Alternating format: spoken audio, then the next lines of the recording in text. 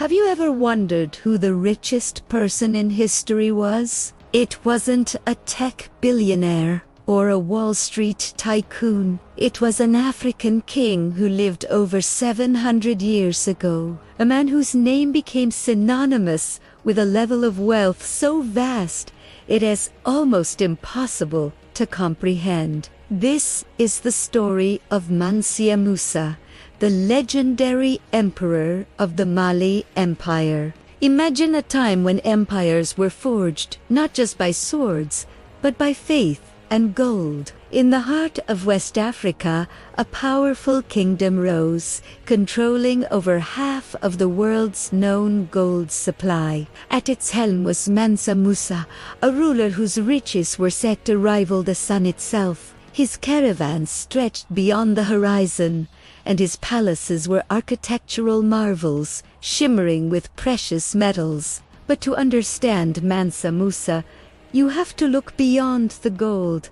He wasn't just a king obsessed with power and wealth. He was a devout Muslim, a man whose deep faith shaped his reign, and ultimately, his legacy. It was this faith that would set in motion one of the most extraordinary journeys in human history. In the year 1324, Mansa Musa decided to fulfill one of the 5 pillars of Islam, the Hajj, the sacred pilgrimage to Mecca.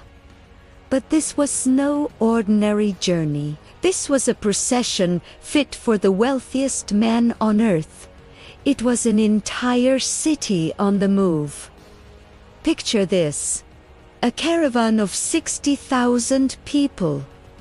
Imagine the scale. These included 12,000 personal servants, all dressed in the finest silk brocade. It included royal guards, high-ranking officials, musicians, storytellers, and a massive support staff to manage the logistics of moving tens of thousands of people across the Sahara Desert.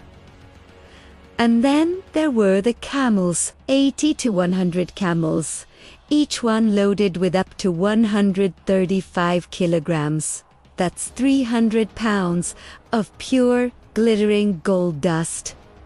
This wasn't just for trade. This was for charity. As Mansa Musa and his incredible entourage traveled north, they became a moving spectacle of generosity. At the very top in every town and city they passed, gold was distributed freely. He gave to the poor who lined the street. He offered lavish gifts to local rulers and scholars, and he donated immense sums to build mosques along his route.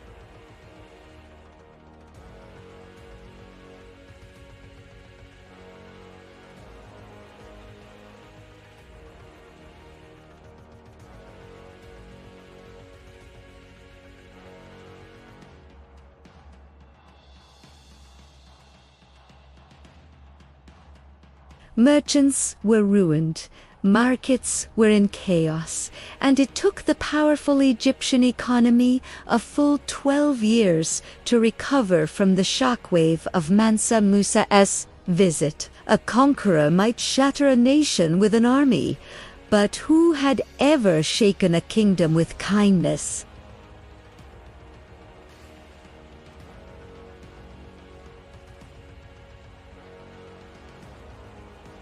He had arrived in Cairo as a king, but he would leave as a legend. But the story doesn't end with a broken economy. The pilgrimage had a profound effect on Mansa Musa himself. He had seen the great centers of Islamic learning and culture in Cairo and Mecca, and he returned to Mali with a new vision. He was determined to transform his empire not just into the wealthiest on earth, but into a beacon of knowledge and faith. He began an ambitious architectural and educational program that would change the face of West Africa forever. He recruited the most brilliant minds he met on his journey: architects, poets, scholars, and theologians from across the Islamic world, inviting them back to his capital. The most famous result of this new vision was the transformation of Timbuktu. Under Mansa Musa's patronage, the city blossomed into a world-renowned center of learning and trade.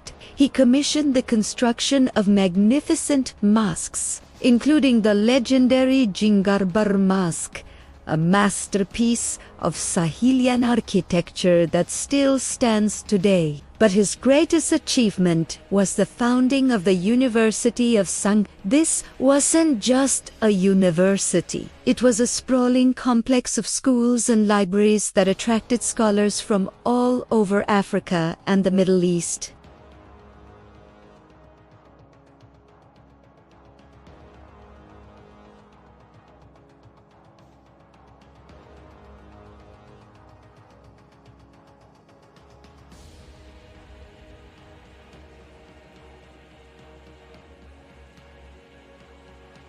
So, what is the true legacy of Mansa Musa?